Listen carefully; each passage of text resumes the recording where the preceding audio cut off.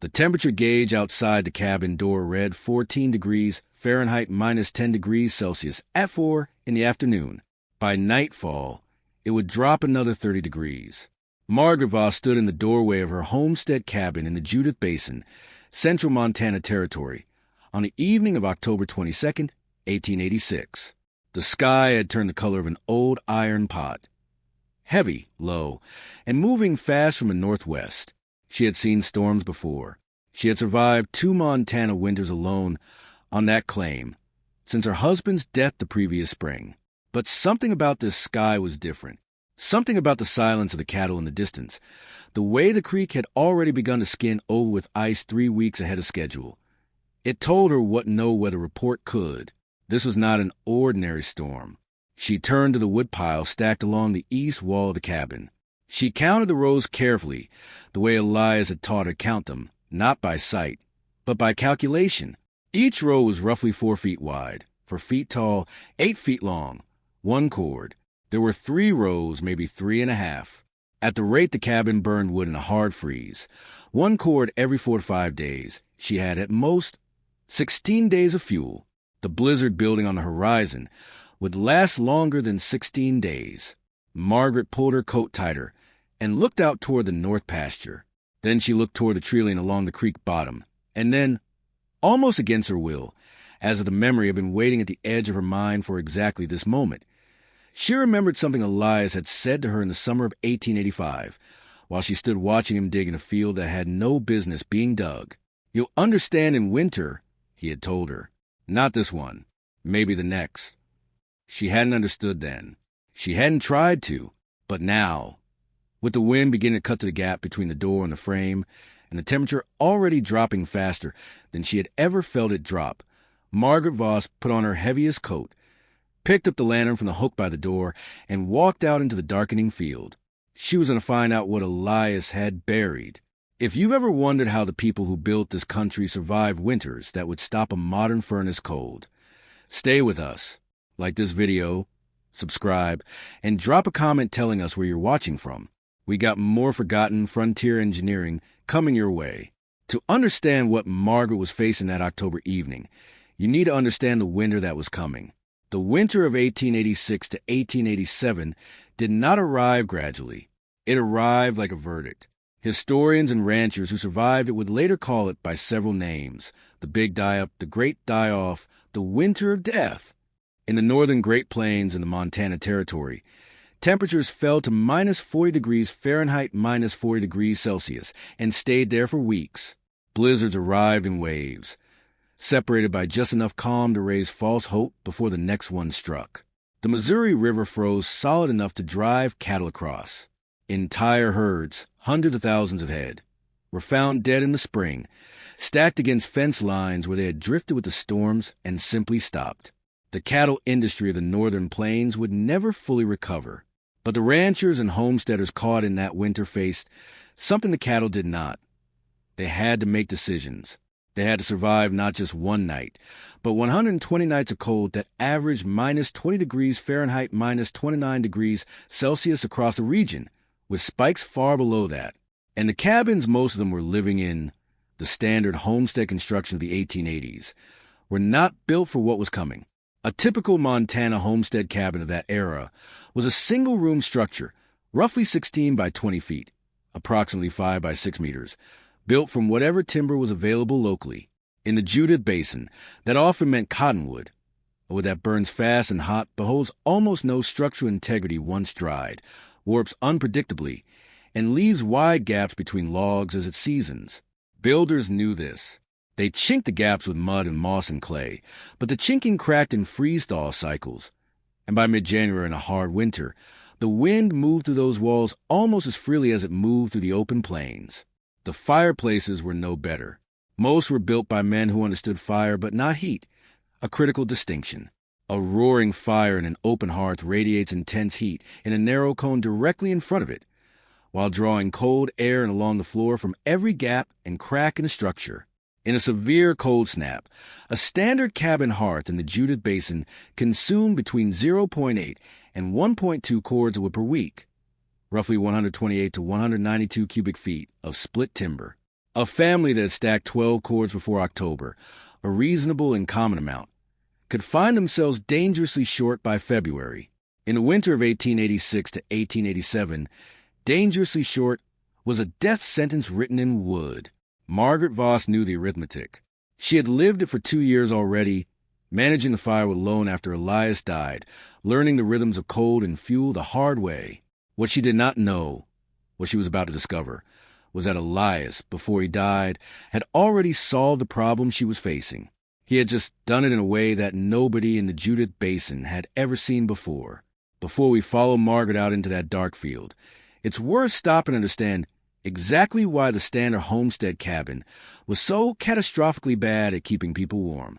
Because it wasn't stupidity that built those cold houses. It was habit, and a specific set of assumptions about how heat worked that nobody had stopped to question. The first assumption was this: more fire equals more warmth. It sounds reasonable. It is wrong. A large open hearth fire burns at between 1,000 degrees Fahrenheit and 1,400 degrees Fahrenheit, 538 to 760 degrees Celsius. At its core, that sounds impressive, but in an uninsulated log cabin with a standard chimney, roughly 70 to 80% of that heat goes straight up and out through the flue, carried away by the same convection current that draws air to the fire and keeps it burning. What remains, the 20 to 30% that actually enters the living space, is mostly radiant heat, direct line-of-sight warmth that heats the surfaces it strikes, but does little to warm the air, the walls, or the floor. And here's the cruel efficiency of cold. A log wall with poor chinking and no thermal mass doesn't just fail to hold heat. It actively pulls outward. The cold stone or wood of the wall surface acts as a radiative sink, drawing warm from the interior air and conducting it toward the exterior where temperatures are, on a bad January night in Montana, 60 or 70 degrees colder. The result is a cabin that requires constant, enormous fuel input just to stay survivable, not comfortable, just survivable. And the moment that fuel runs low, the temperature inside drops with terrifying speed. Oral accounts from the winter of 1887 describe interior cabin temperatures falling from 55 degrees Fahrenheit, 13 degrees Celsius, to below freezing in under 4 hours after the fire died down, even in windless conditions. The second assumption was about wood itself. Most homesteaders stacked their firewood outside, against the cabin wall, or in a lean-to shed, exposed to the weather. They understood that wood needed to dry, season, before burning efficiently. Green wood, freshly cut, contains 40 to 60% moisture by weight. When you burn green wood, a significant portion of the heat energy goes toward evaporating that moisture before the wood truly combusts. The result is lower flame temperatures, more smoke, more creosote buildup in the chimney, and dramatically less usable heat per cubic foot of wood. Most homesteaders try to cut wood in spring and summer, so it would have 6 months to dry before winter. But storage mattered enormously, and almost nobody thought about storage carefully. Would stack directly on ground contact, absorb moisture from soil and snow melt. Would stack too densely without airflow between rows never fully dried in the center. Wood left uncovered to the wet falls of the Montana foothills arrived at November in mediocre condition, burning at perhaps 60 to 70% of its potential efficiency. Elias Voss had thought about all of this. He had also thought about something else entirely, something that places approached not just ahead of his neighbors, but ahead of most building science practice in the American West for the next 30 years. He had thought about what happens to wood when you bury it. Elias Voss arrived in the Montana Territory in the spring of 1882, traveling with a small party of Swedish immigrants who had come up from a Northern Pacific Rail line at Billings. He was 31 years old, broad-shouldered, deliberate in speech, and possessed of a quietness that his neighbors in the Judith Basin would later describe, charitably, as odd. He had grown up in the province of Dalarna, in central Sweden, where winters regularly reached minus 22 degrees Fahrenheit, minus 30 degrees Celsius, and the management of firewood was not a seasonal chore, but a year-round science. In Dalarna, local record from the mid-1800s describe a practice of storing split cordwood in covered earthen pits or partially subterranean structures, not to hide it, but to stabilize its moisture content. Would store at a consistent temperature, protected from rain, snow melt, and the wide humidity swings of above-ground storage, seasons more evenly and reaches lower final moisture levels than when stacked in open air. The principle is not complicated. Below a certain depth, roughly 18 to 24 inches, 45 to 60 centimeters, in most temperate soils, ground temperature stabilizes. In the Montana foothills, that stable temperature hovers between 40 degrees Fahrenheit and 50 degrees Fahrenheit, 4 to 10 degrees Celsius, year-round, regardless of surface conditions. Wood stored in a properly constructed pit at that depth is insulated from freeze-thaw cycles, protected from precipitation, and surrounded by air that maintains a humidity level far more consistent than the surface. The result, wood that finishes seasoning faster, seasons more completely, and arrives at the burn point with moisture content as low as 12 to 15%, compared to 25 to 35% for well-stacked surface wood, and 40% or more for poorly stored wood. Lower moisture means hotter, cleaner fire. Hotter, cleaner fire means more heat per cord. More heat per cord means fewer cords needed to survive the winter. Elias understood this. He had watched his father and his grandfather manage wood this way in Sweden. He had never questioned whether it would work, only whether the soil of Montana would cooperate. In the summer of 1885, he began to find out. He started digging in late June, working alone in the evenings after the day's ranching work was done. He chose a site on the north slope of a low rise about 80 yards, 73 meters, from the cabin, close enough to retrieve wood without a long haul in deep snow, far enough that spring melt wouldn't channel groundwater into the pit. He dug 6 rectangular trenches, each approximately 4 feet deep, 1.2 meters, 4 feet wide, and 8 feet long, 2.4 meters. The dimensions of a standard cord of wood stacked tight. The neighbors noticed, and what they said about it, loudly and with genuine conviction, almost stopped him. Before we get to what happened next, and to what Margaret found in that field, make sure you hit like, subscribe, and tell us in the comments where you're watching from. The next part of this story is where the engineering gets real. The first pit took Elias 11 evenings to complete. He worked by lantern light after supper, carrying the excavated soil in a wooden barrow to the edge of the north pasture, where he spread it flat so it wouldn't mound and draw questions. Margaret watched from the cabin window some evenings, not understanding and not yet asking.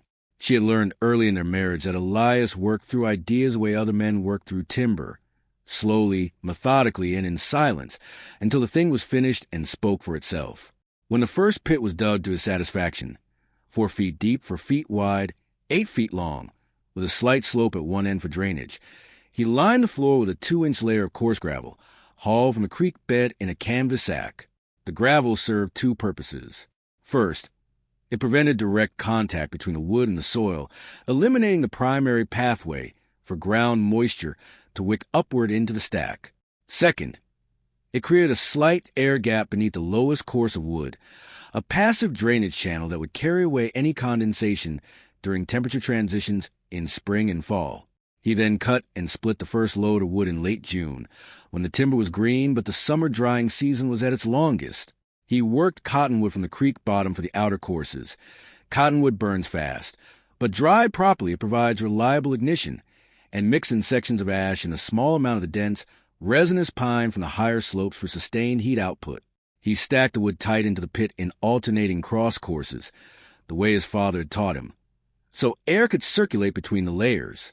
Over each pit, he built a low frame of peel poles and stretched a double layer of canvas across the top, weighted down at the edges with rocks, and then covered with 6 to 8 inches of packed earth and dry prairie grass. The result looked, from a distance, like a series of low, unremarkable mounds, the kind of thing you might mistake for old root cellar covers or collapsed outbuildings. By the end of August 1885, he had completed 4 pits. By October, 6. Each pit held approximately 5 cords of wood. 6 pits, 30 cords total. The physics of what happened inside those pits over the following months was straightforward, though no one in the Judith Basin would have described it that way. Isolated from rain and snowmelt by the earthen covers, insulated from surface temperature swings by 3 to 4 feet of soil on all sides, the wood inside the pits dried in conditions closer to a kiln than an open woodshed. The stable ground temperature of 44 to 48 degrees Fahrenheit, 7 to 9 degrees Celsius, at that depth, verified later by a ranch foreman who kept records of his root cellar temperatures, maintained a consistent drying environment through fall, winter, and the following spring. By the time Margaret opened the first pit in October 1886, the wood inside had been seasoning for 14 to 16 months under near-ideal conditions. Its measured moisture content by the standard field testing method of the era, splitting a piece and pressing the cut face, showed wood that was pale, dry to the interior, and clean-smelling.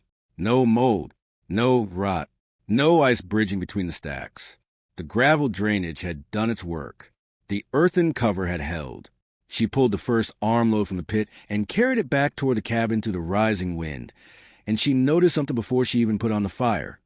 It was lighter than she expected. Drier wood loses mass as it seasons. A cord of green cottonwood weighs roughly 4,200 to 4,800 pounds, 1,900 to 2,180 kilograms. A core of the same wood, seasoned to 12 to 15% moisture, weighs closer to 2,800 to 3,200 pounds, 1,270 to 1,450 kilograms. The difference isn't just weight, it's energy. That missing mass is water that no longer needs to be boiled away before combustion. Every pound of water driven off by the fire before the wood ignites represents heat that never reaches the room. Elias's buried wood was ready to burn. All of it. All 30 cords.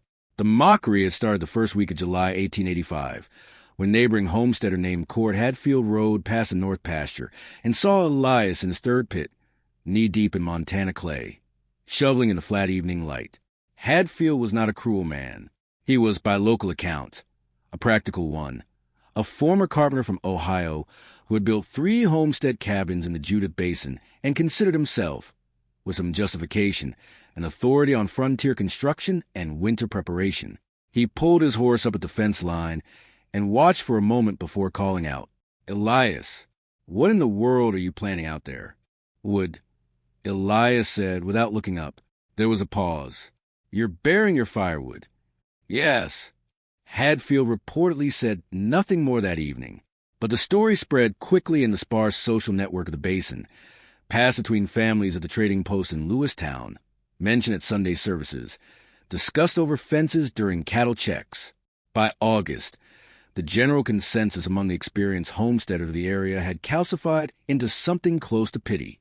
The arguments against Elias's method were not unreasonable on their surface. Buried wood, most men agreed, would rot. Soil contact meant moisture contact, and moisture meant fungal decay, the same process that destroyed fence posts and barn timbers left in ground contact without proper treatment. Several of the older settlers pointed to the root cellars some families used for food storage and noted that what stored in similar conditions came out damp and punky, burning poorly and leaving thick creosote deposits in the chimney. What those arguments missed, and what Elias had understood from the beginning, was that his pits were not root cellars.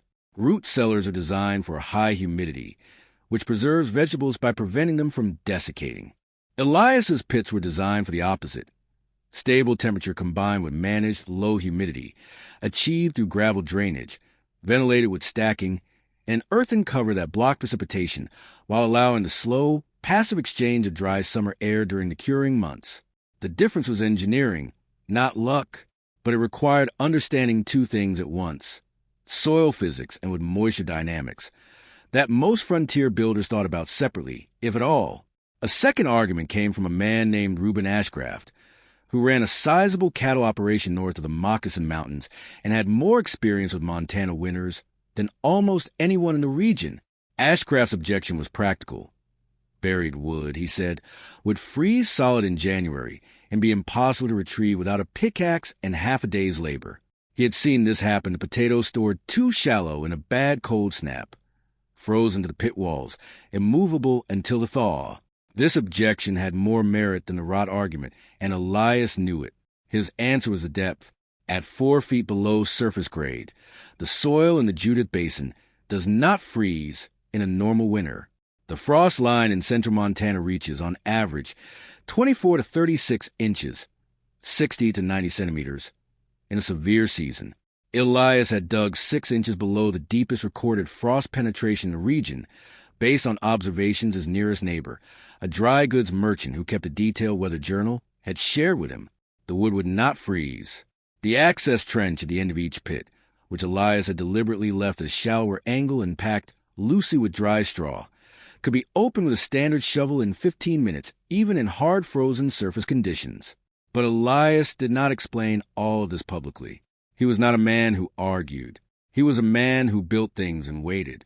By September 1885, most of his neighbors had decided, with a mixture of amusement and exasperation, that the Swedish homestead in the South Basin had simply lost his judgment. Probably the isolation, probably the grief still working through him from his first winter alone on the claim, possibly just the particular stubbornness that Scandinavian immigrants were said, in those parts, to be prone to. Margaret heard all of it. She said nothing. She watched Elias finish the sixth pit, smooth the earthen cover flat, and walk back to the cabin in the last of the summer light. He washed his hands at the pump outside the door. He came inside. He sat down at the table. He said, "It's done." And then he said nothing more about it for the 8 months he had left to live. The storm that arrived on October 23rd, 1886 was not, by later measurements, the worst single blizzard of that terrible winter. The storms of January 1887, the ones that killed the cattle in their hundreds of thousands, would be worse by almost every metric. But the October storm was the one that separated the prepared from the unprepared at the precise moment when separation still mattered, when a family with fuel could survive, and a family without could not yet find help. It lasted 9 days. On the first night, Margaret loaded the firebox with Elias's buried wood and noticed immediately what she had begun to sense carrying from the pit. This wood was different.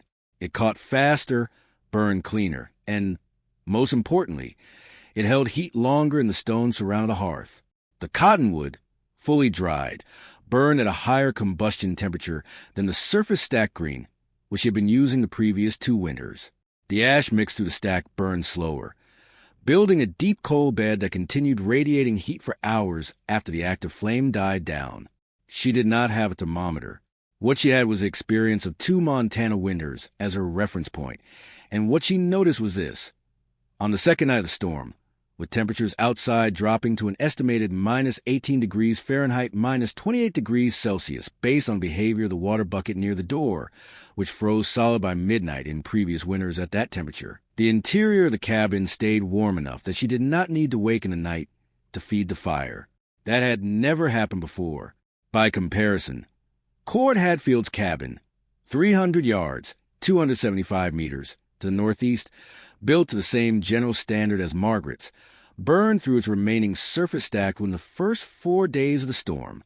Hadfield later described, in a letter to his brother in Ohio, that a local historian preserved in the Fergus County archives, waking on the 5th morning of the blizzard to an interior temperature he estimated at 28 degrees Fahrenheit, minus 2 degrees Celsius. Ice had formed on the inside of the window frames. The water in the pitcher on the washstand had frozen solid. He spent the remaining 5 days of the storm-burning furniture. Margaret burned none of hers. The numbers reconstructed from oral accounts and the comparative records kept by the Lewistown Weather Observer that winter suggest the following. A cord of properly seasoned wood at 12 to 15% moisture content produces approximately 20 to 25% more usable heat per unit than cord wood at 30 to 35% moisture. Applied across the full winter, this meant that Margaret's 30 cords of buried, properly seasoned would deliver the effective heating value of roughly 36 to 38 cords of standard surface stored wood. No family in the Judith Basin that winter had 36 cords of surface stacked wood. Margaret had enough fuel to last through March, with reserves remaining. She used an average of 0.6 to 0.7 cords per week during the coldest months, compared to the 0.9 to 1.2 cords per week that her neighbors were burning through their green, wet, poorly stored timber just to stay above freezing.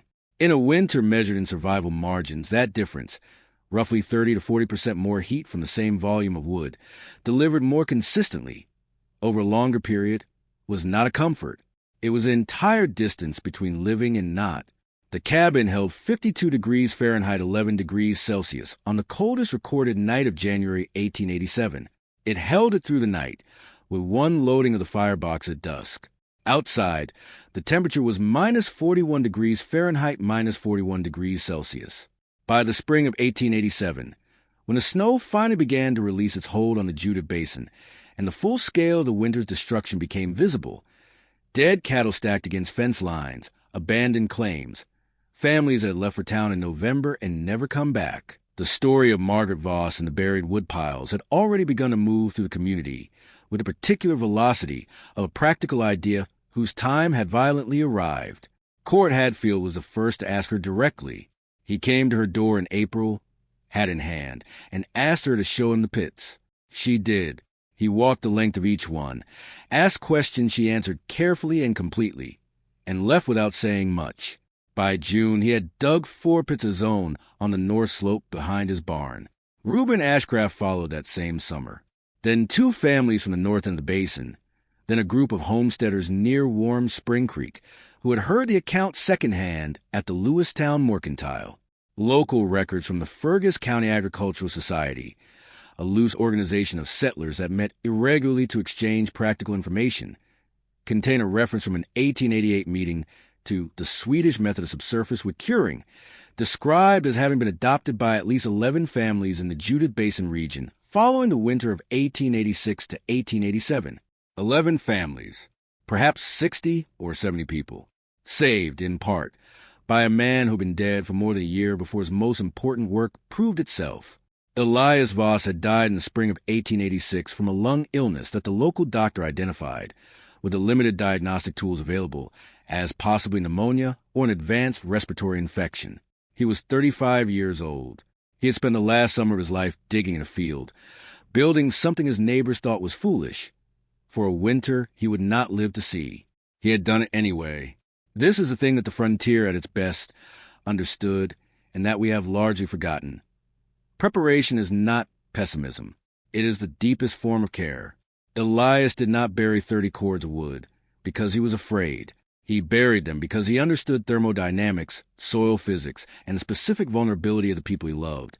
And he translated that understanding into physical work, done quietly over 2 summers, without requiring credit or comprehension from anyone.